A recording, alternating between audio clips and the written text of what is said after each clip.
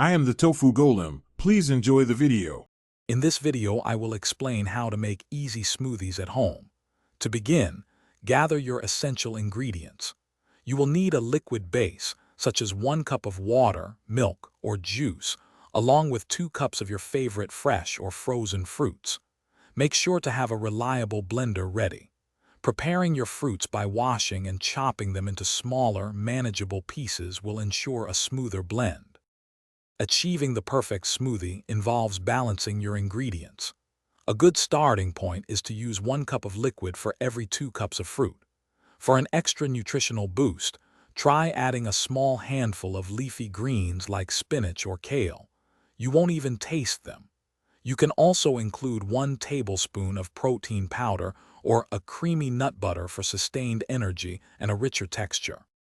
Proper blending technique is key to a silky smooth result.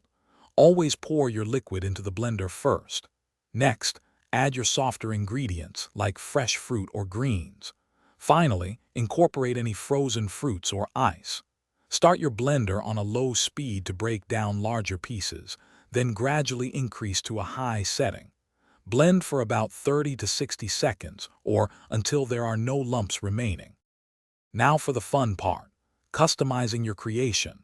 Feel free to experiment with different fruit and vegetable combinations, or add superfoods like chia seeds or flaxseed for extra benefits. If you prefer a sweeter taste, a small teaspoon of honey or maple syrup can be added. Enjoy your delicious, homemade smoothie immediately, or store any leftovers in an airtight container in the refrigerator for up to 1 day. Thanks for watching. Consider subscribing if we helped you today.